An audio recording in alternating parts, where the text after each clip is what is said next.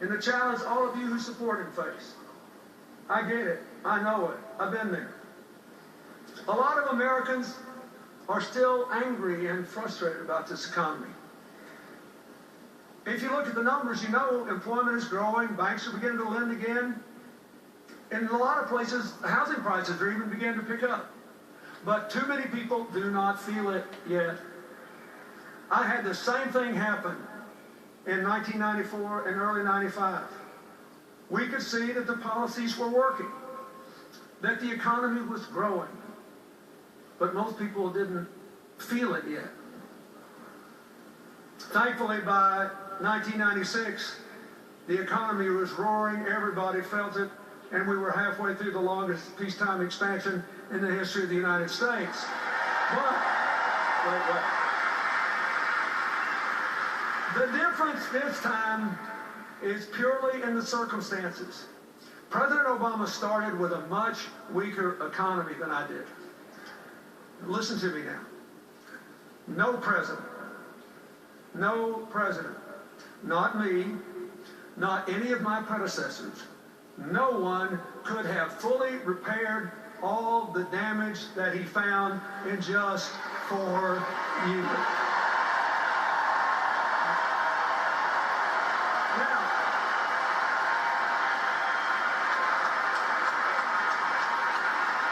but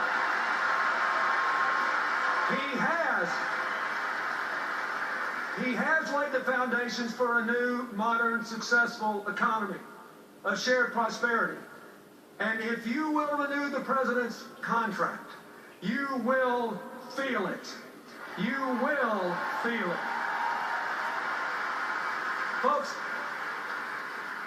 whether the American people believe what I just said or not, maybe the whole election, I just want you to know that I believe it. With all my heart, I believe it.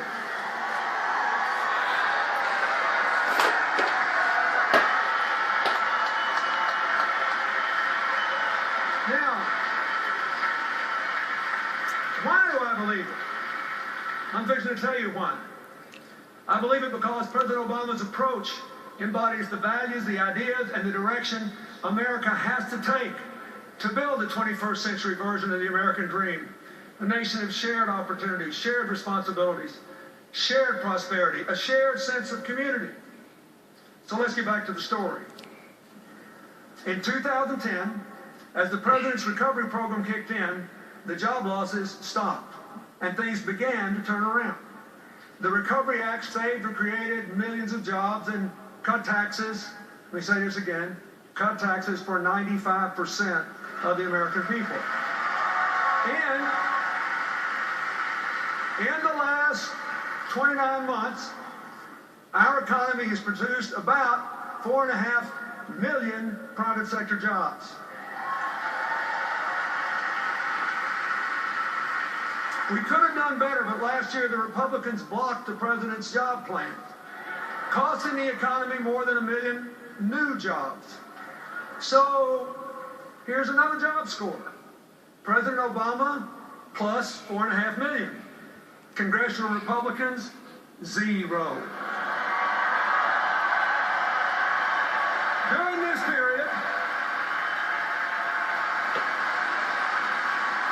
During this period, more than 500,000 manufacturing jobs have been created under President Obama. That's the first time manufacturing jobs have increased since the 1990s. And I'll tell you something else. The auto industry restructuring worked. It saved more than 1 million jobs, and not just at GM, Chrysler, and their dealerships, but in auto parts manufacturing all over the country. That's why even the automakers who weren't part of the deal supported it. They needed to save those parts suppliers too. Like I said, we're all in this together. So what's happened? There are now 250,000 more people working in the auto industry than on the day the companies were restructured. So, now we all know that Governor Romney opposed the plan to save GM and Chrysler. So, here's another job score.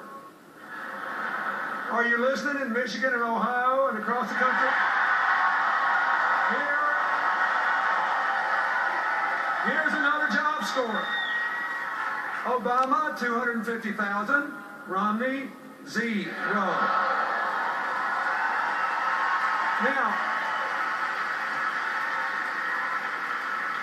the agreement the administration made with the management, labor, and environmental groups to double car mileage, that was a good deal too.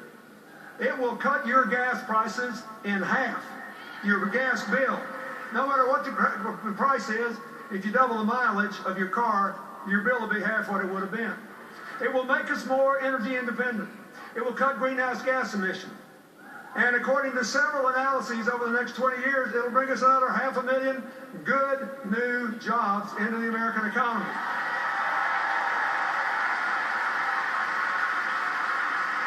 The president's energy strategy, which he calls all of the above, is helping too. The boom in oil and gas production, combined with greater energy efficiency, has driven oil imports to a near 20-year low and natural gas production to an all-time high. And renewable energy production has doubled.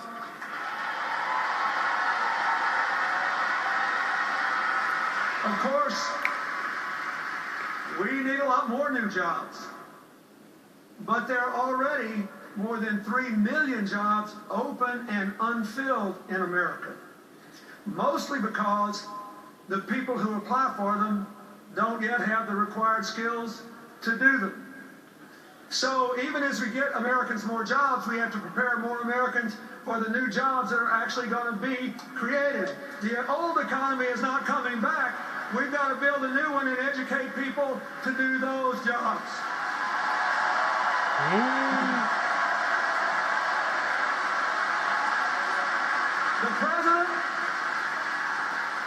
The President and his Education Secretary have supported community colleges and employers in working together to train people for jobs that are actually open in their communities. And even more important, after a decade in which exploding college costs have increased the dropout rate so much that the percentage of our young people with 4-year college degrees has gone down so much that we have dropped to 16th in the world in the percentage of young people with college degrees. So, the president's student loan reform is more important than ever. Here's what it does. Here's what it does. You need to tell every voter where you live about this. It lowers the cost of federal student loans, and even more important, it gives students the right to repay those loans as a clear, fixed, low percentage of their income for up to 20 years. Now, what does this mean? What does this mean? Think of it. It means no one will ever have to drop out of college again for fear they can't repay their debt. And it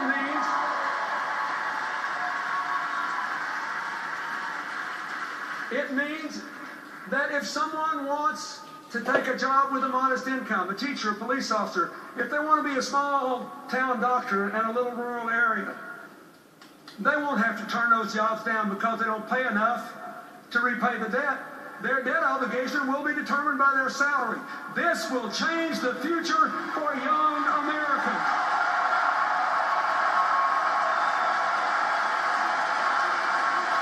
I don't know about you, but on all these issues, I know we're better off because President Obama made the decisions he did. Now, that brings me to health care. And the Republicans call it derisively Obamacare. They say it's a government takeover, a disaster, and that if we'll just elect them, they'll repeal it. Well, are they right? Let's take a look at what's actually happened so far. First, Individuals and businesses have already gotten more than $1 billion in refunds from insurance companies because the new law requires 80 to 85% of your premium to go to your health care, not profits or promotion. And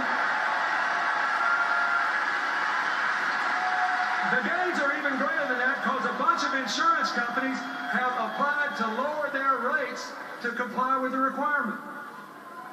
Second, more than 3 million young people between 19 and 25 are insured for the first time because their parents' policies can cover them.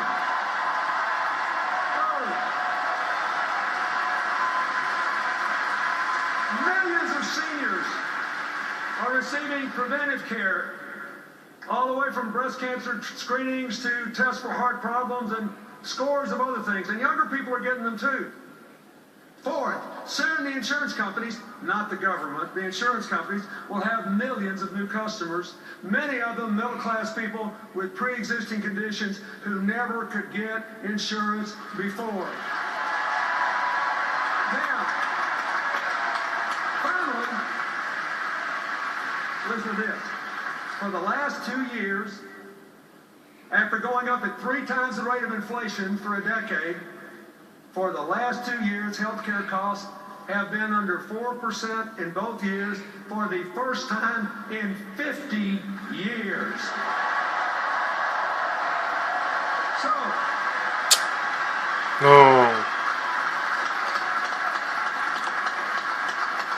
let me ask you something. Are we better off because President Obama fought for healthcare reform? You bet we are. Now, there were 2 other attacks on the president in Tampa I think deserve an answer. First, both Governor Romney and Congressman Ryan attacked the president for allegedly robbing Medicare of $716 billion. That's the same attack they leveled against the Congress in 2010. And they got a lot of votes on it. But it's not true.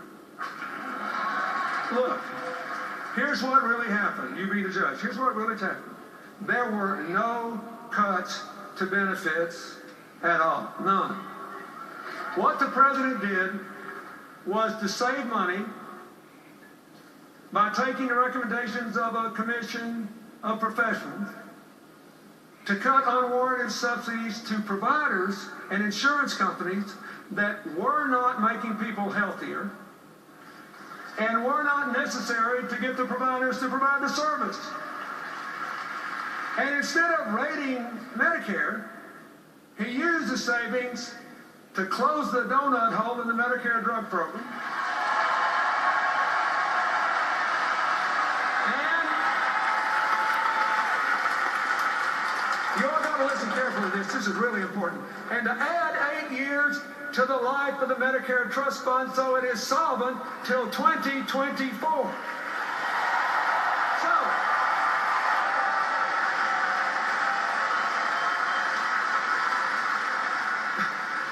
So President Obama and the Democrats didn't weaken Medicare, they strengthened Medicare. Now, when Congressman Ryan looked into that TV camera and attacked President Obama's Medicare savings as, quote, the biggest, coldest power play, I didn't know whether to laugh or cry.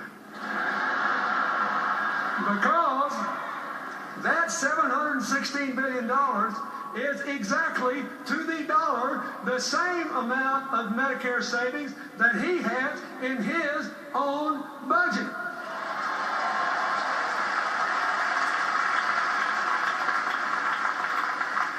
You got to get one thing. It takes some brass to attack a guy for doing what you did.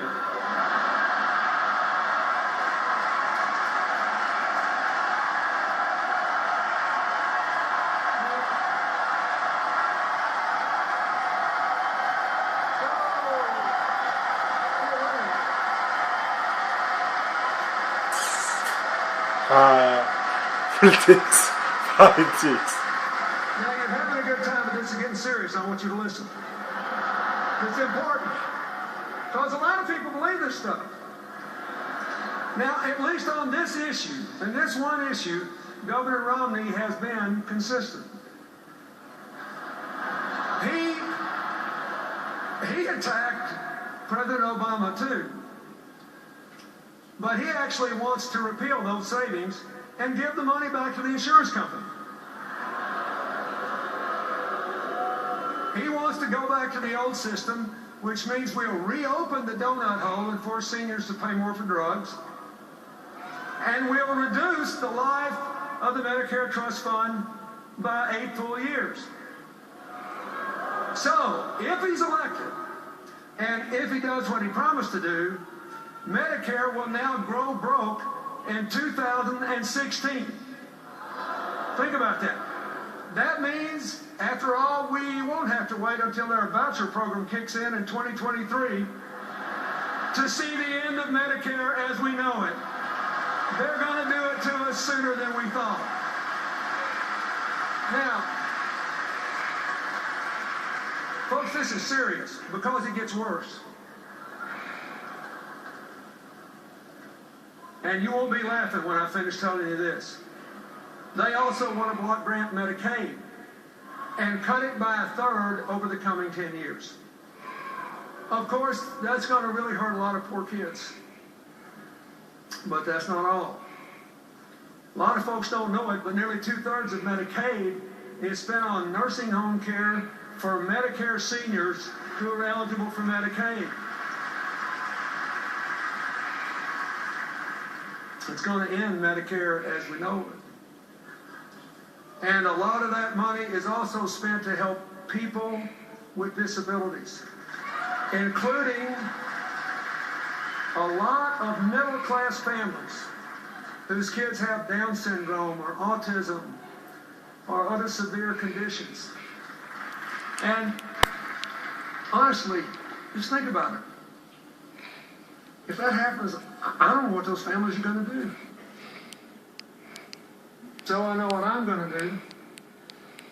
I'm going to do everything I can to see that it doesn't happen. We can't let it happen. We can't.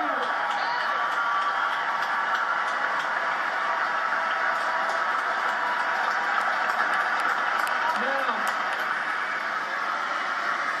wait a minute.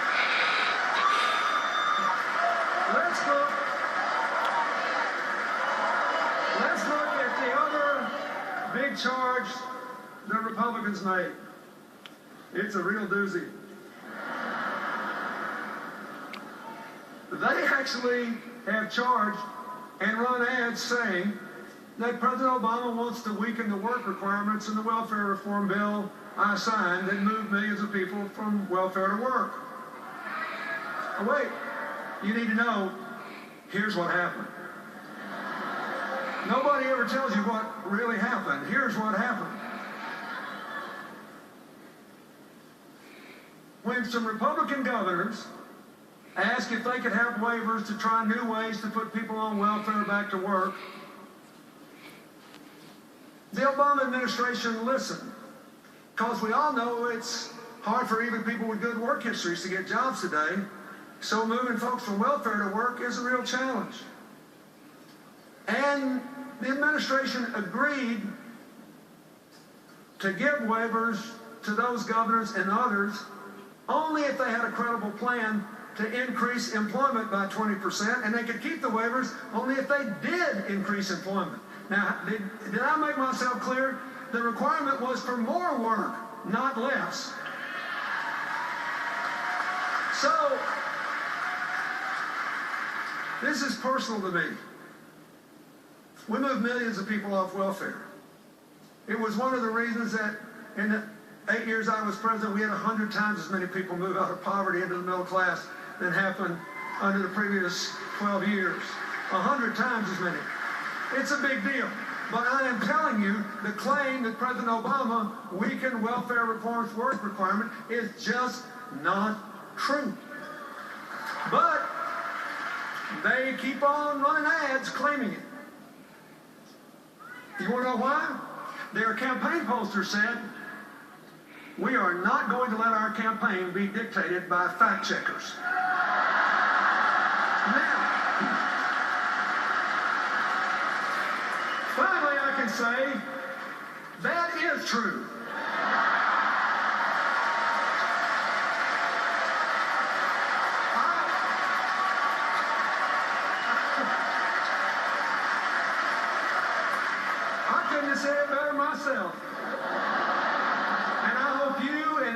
American within the sound of my voice remembers it every time they see one of those ads, and it turns into an ad to re-elect Barack Obama and keep the fundamental principles of personal empowerment and moving everybody who can get a job into work as soon as we can.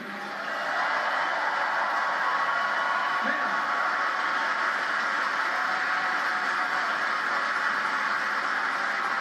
let's talk about the debt. Today, interest rates are low, lower than the rate of inflation. People are practically paying us to borrow money, hold their money for them. But it will become a big problem when the economy grows and interest rates start to rise. We've got to deal with this big long-term debt problem, or it will deal with us. It'll gobble up a bigger and bigger percentage of the federal budget we'd rather spend on education and health care and science and technology. We've got to deal with it. Now, what has the president done? He has offered a reasonable plan of $4 trillion in debt reduction over a decade, with $2.5 trillion coming from, for every $2.5 trillion in spending cuts, he raises $1 in new revenues, 2.5 to 1. And he has tight controls on future spending. That's the kind of balanced approach proposed by the Simpson-Bowles Commission, a bipartisan commission. Now, I think this plan is way better than Governor Romney's plan. First, the Romney plan fails the first test of fiscal responsibility. The numbers just don't add up. I mean, consider this. What would you do if you had this problem?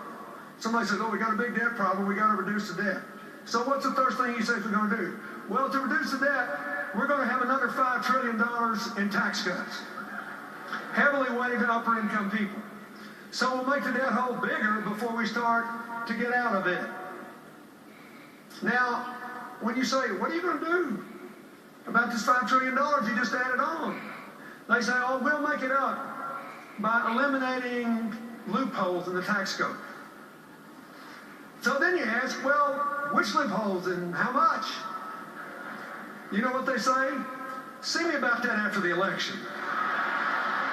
I'm not making it up. That's their position. See me about that after the election. Now, people ask me all the time how we got 4 surplus budgets in a row. What new ideas did we bring to Washington? I always give a one-word answer. Arithmetic.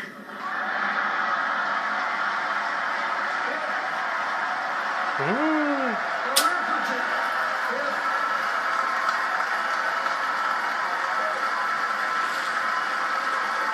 If they say with this $5 trillion tax cut plan, in a debt reduction plan, the arithmetic tells us, no matter what they say, one of 3 things is about to happen. One,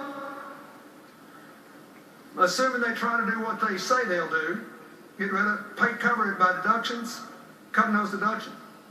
One, they'll have to eliminate so many deductions, like the ones for home mortgages and charitable giving, that middle-class families will see their tax bills go up an average of $2,000, while anybody who makes $3 million or more will see their tax bill go down $250,000.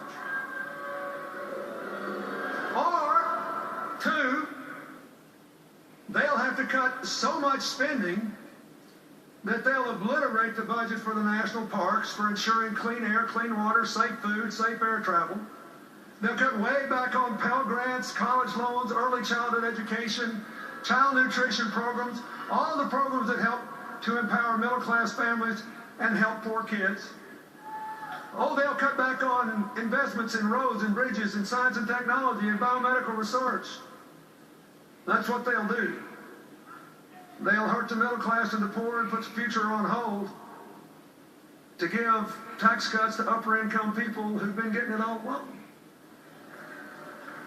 Or 3, instead of all the rhetoric, they'll just do what they've been doing for more than 30 years. They'll go in and cut the taxes way more than they cut spending, especially that big defense increase, and they'll just explode the debt and weaken the economy. And they'll destroy the federal government's ability to help you by letting interest gobble up all your tax payments. Don't you ever forget when you hear them talking about this, that Republican economic policy quadrupled the national debt before I took office, in the 12 years before I took office, and double the debt in the 8 years after I left, because it defied arithmetic.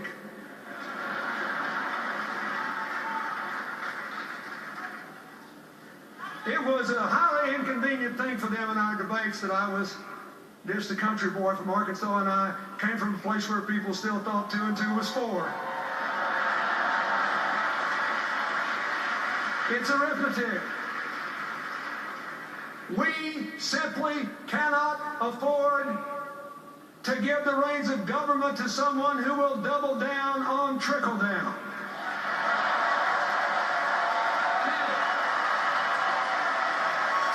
Think about this.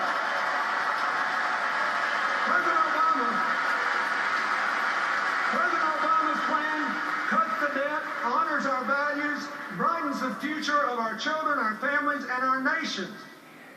It's a heck of a lot better. It passes the arithmetic test, and far more important, it passes the values test. My fellow Americans, all of us in this grand hall, and everybody watching at home, when we vote in this election, we'll be deciding what kind of country we want to live in. If you want a winner-take-all, you're on your own society, you should support the Republican ticket. But if you want a country of shared opportunities and shared responsibility, we're all in this together society, you should vote for Barack Obama and Joe Biden.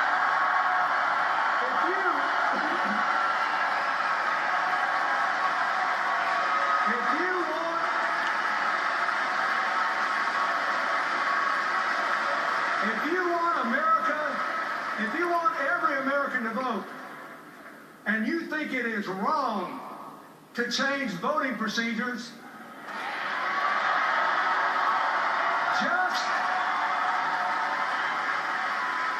just to reduce the turnout of younger, poor, minority, and disabled voters, you should support Barack Obama.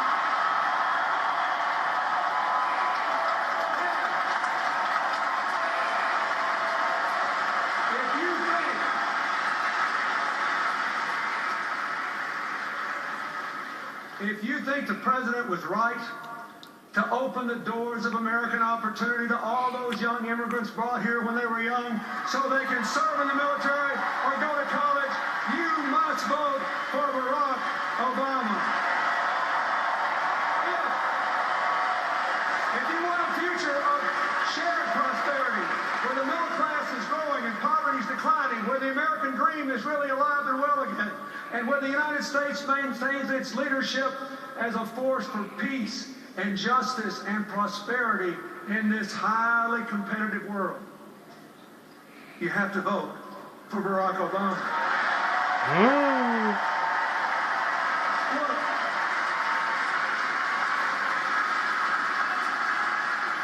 I love our country so much, and I know we're coming back. For more than 200 years, through every crisis, we've always come back.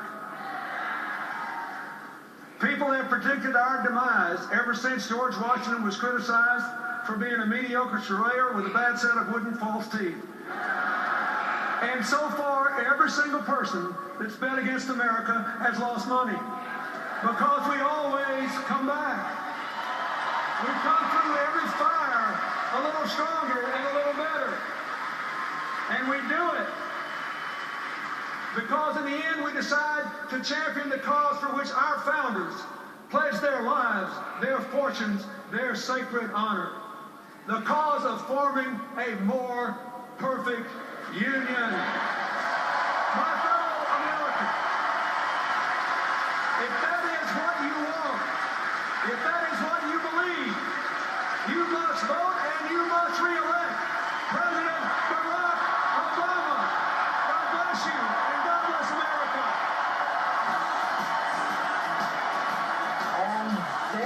was the former president, Bill Clinton, strikes me, George, like one of those movies where the old pro comes out of retirement filled with vitality. And does he know how to ride the waves inside this area? There's the man he nominated right there coming out of the stage.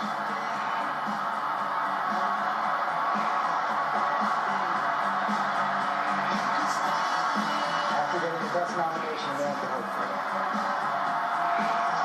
President Obama's been running for president about a year and a half since April 2011. Bill Clinton probably just made the single best argument for his reelection. His part tutorial, his part pep rally. He answered the question Republicans have been asking him better off now than he did 4 years ago. He gave a more coherent answer than we've heard from the Obama campaign, and then he laid out the case against Mitt Romney.